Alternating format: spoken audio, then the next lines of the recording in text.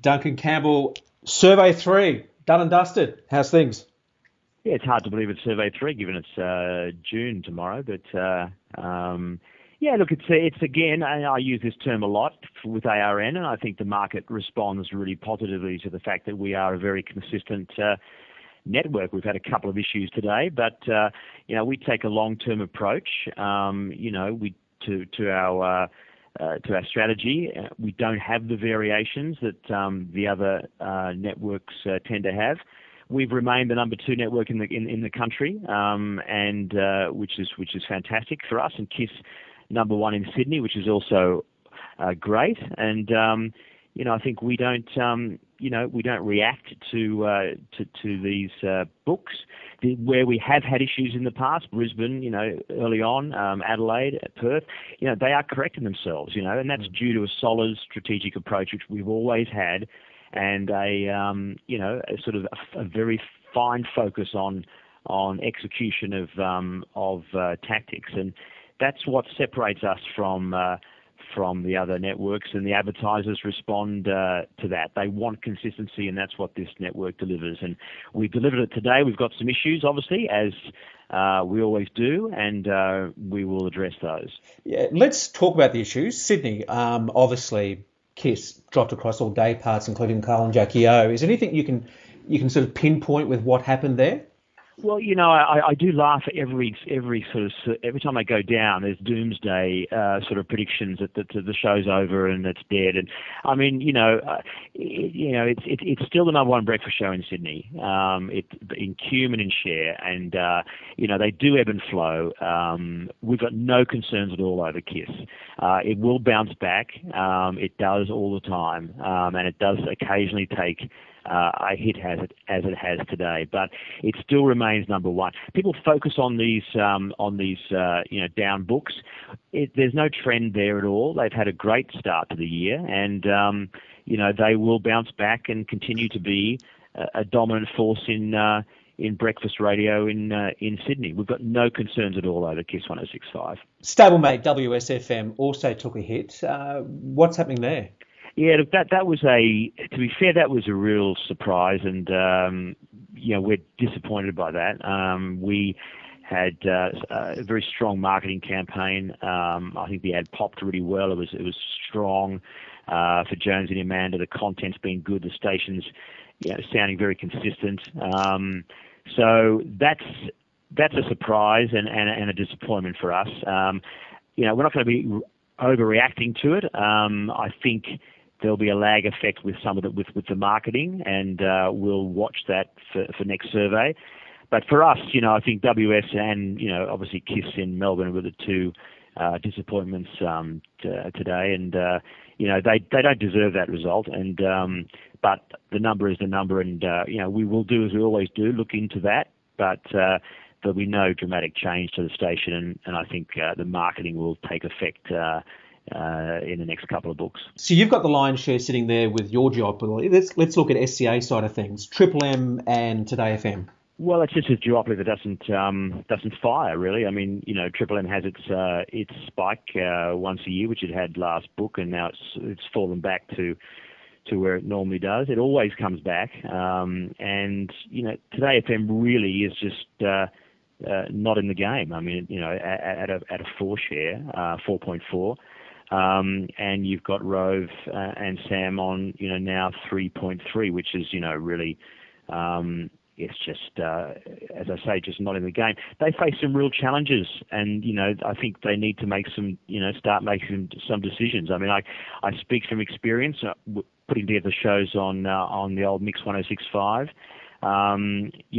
Pretty early on whether they're going to work or not, and the show is not going to work. I mean, we knew that some of our shows weren't going to work early on, and it's tough, and you've got to make some tough calls and some decisions. But the show is not resonating with audiences, and the station is not in the game in terms of Sydney radio at the moment. And it's tough, and I'm glad I'm not them, but they need to start to make some of these tough decisions and start trying to move the station forward, because it's just pretty much treading water. and unless they do something, it'll tread water for the rest of the year. Kiss Melbourne, obviously still not performing. What do you need to do there? Well, Kiss Melbourne is an interesting one. I mean, that's a disappointing result as well. That's not what we expected. I mean, the irony was, a few of us were sitting on the phone yesterday talking, and our ears were telling us that station, is getting better. Still a long way to go. But we put together a new breakfast show, and we delayed the marketing of that and the station deliberately until we got that show right. We've just recently relaunched, Matt Tilley's Gotcha Calls, which have been exceptionally well received through social. The amazingly positive comments. Michelle has a very strong opinion piece at 7 a.m., which is her sort of benchmarks, and she's taking ownership of that, the nitty gritty, so to speak. So, and their chemistry is getting better. We've done some very good content arcs there in terms of the 10K jury and giving away a divorce. And I think, marketing kicked in this Sunday. We've got a substantial investment down there. It's a brand new TVC, again, being well received by the industry. It's different. And it's extensive outdoor campaign as well. So, Melbourne is still a work in progress. I know that's easy to say, and it sounds like it's a cheap excuse, but I think it's a big battleground for us. Today is disappointing, by the way, but I'm absolutely convinced that we will see those numbers improve in the second half of the year. And I think, again, we're not going to be overreacting. We will go through every element of the station and have a look at it, and certainly the breakfast show as well. But we do still have, we have high levels of confidence in our strategy down there. And for us, it's now, staying firm and focusing on execution, which, probably in parts hasn't been as strong as it could have been. But, we're going to work on that very strongly over the next couple of weeks. Also, Gold FM took a bit of a touch up as well, particularly in, I think, 40-54s. Yeah, Gold's had a great start to the year. I mean, there's no trend there. It's still an 8-share station, which is, I tell you what, not a bad share for Melbourne.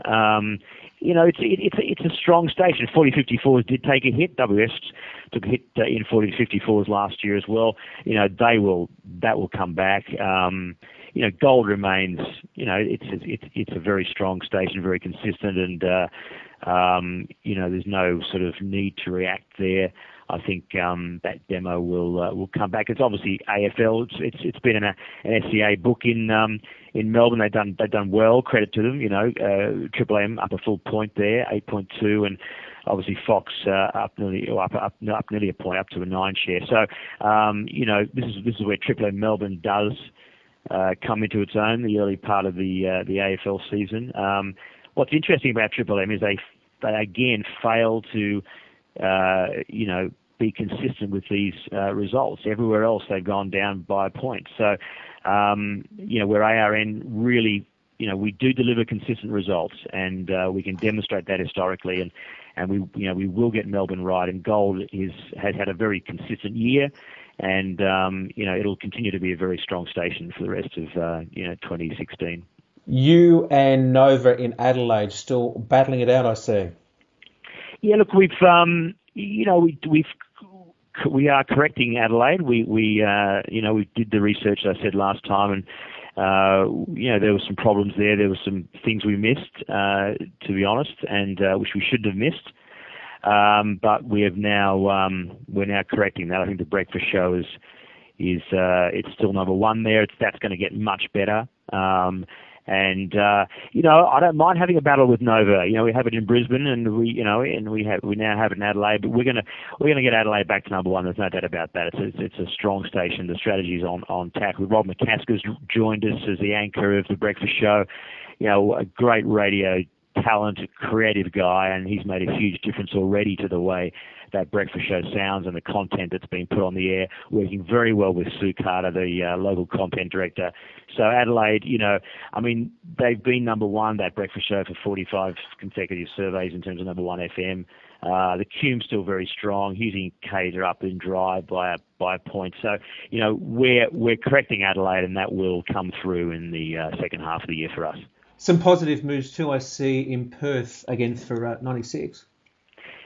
Look, I'll take any increase in Perth I can get, and and look, it is because it's a big, if you look into the research there and the strategic challenges that we face there, they're not small. So any increase in Perth, up only 0.2, but still, that's a good result for us. 8.6. Carmen Fitzy up 0.2, and Husey and Kate as well up 1.2. And there was a fair bit of criticism about us bringing them into Perth, another network show from the eastern states. But again, it comes back down to the content. Listeners become familiar with the talent. They get to know them, they get to like them, and then they listen to them longer. And that's what's happening in Perth. And we remain very much on strategy there. Jeff Watts, the local content director, is doing a tremendous job. The breakfast show is sounding better than it ever has, and it's a slow build for us there. And this is the fourth book in a row up, it's a positive result for us in Perth, and we're very happy about it today. And rounding it out for you, obviously Barry and the guys up in Brisbane with 97.3, another rip around once more. Yeah, look, he's doing a great job there. I mean, that had a bit of a sort of, I wouldn't say a false start, but a bit of a stutter at the beginning of the year, so to speak, but they've corrected all that. It's a very strong station, and, Barry is very measured and very protective of that brand. It's their, sort of winning, the winning streak continues up there. Number one FM breakfast, Husey and Kate in drive up 1.5%. So, 97.3 is an outstanding radio station, and the team up there do a tremendous job. And it's not a big team, and they work very hard, and these results are well deserved. Duncan Campbell, thanks for the catch up. Not a problem, Blair. Thanks very much. radiotoday.com.au